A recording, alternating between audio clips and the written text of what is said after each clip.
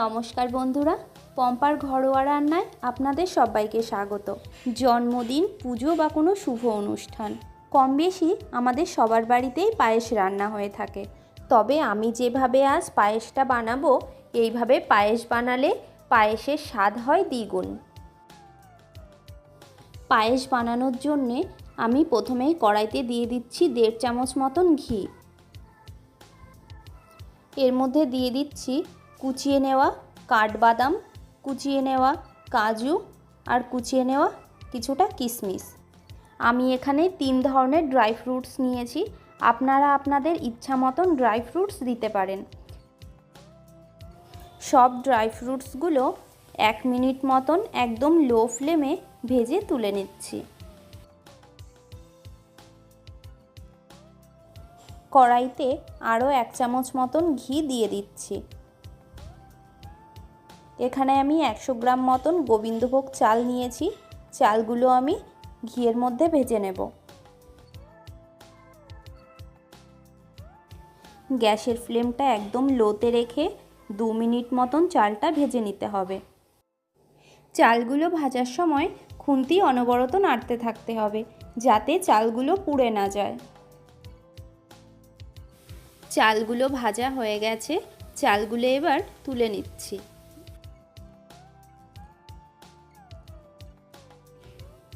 ওই কড়াইয়ের মধ্যেই দিয়ে দিচ্ছি 1 লিটার গরুর দুধ।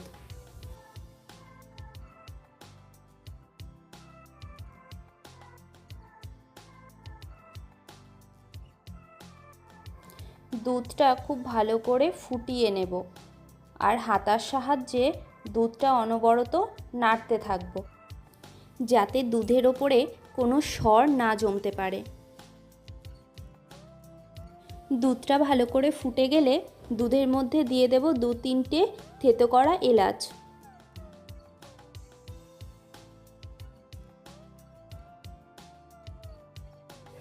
দুধটা ফুটে 700 গ্রাম মতন হয়ে আসলে দুধের মধ্যে দিয়ে দেব আগে থেকে ভেজে রাখা গোবিন্দভোগ চাল।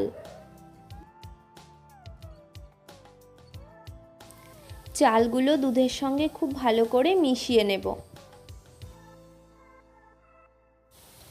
দুধটা হাতা দিয়ে অনবরত নাড়তে হবে, যাতে চালগুলো কড়াইয়ের নিচে লেগে না যায়। হাতা দিয়ে ঠিক এইভাবেই দুধটাকে ভালো করে নেড়ে রাখতে হবে, তাতে দুধের মধ্যে কোনো সর জমতে পারবে না।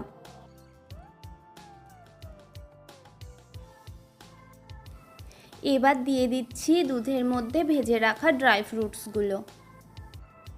ড্রাই ফ্রুটসগুলো কিন্তু এইভাবে ছোট ছোট করে কুচি করেই দিতে হবে, যাতে পায়েস খাওয়ার সময় প্রত্যেক বাইটেই মুখে বাদামের স্বাদগুলো পাওয়া যায়।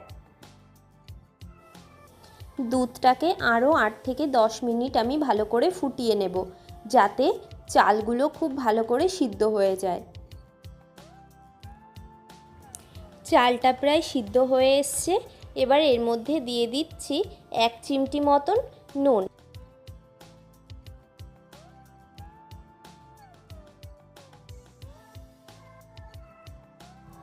চালটা পুরোপুরি সিদ্ধ হয়ে গেছে, এবার এর মধ্যে দিয়ে দিচ্ছি 50 গ্রাম মতন চিনি। পায়েসের সঙ্গে চিনিটা খুব ভালো করে মিশে গেলে পায়েসের মধ্যে দিয়ে দেব কিছুটা খেজুরের গুড়। খেজুরের গুড়টা দেওয়ার কারণে এর কালার ও গন্ধ উভয়ই খুব ভালো আসে, আর খেতেও কিন্তু দারুণ লাগে। গুড়টাও পায়েসের সঙ্গে ভালো করে মিশিয়ে নেব।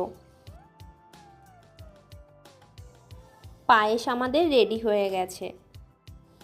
পায়েসের ঘনত্বটা এখন অনেকটা পাতলা থাকলেও ঠান্ডা হতে হতে অনেকটা গাঢ় হয়ে যাবে, তাই এই পর্যায়েই গ্যাসের ফ্লেমটা বন্ধ করে দিতে হবে।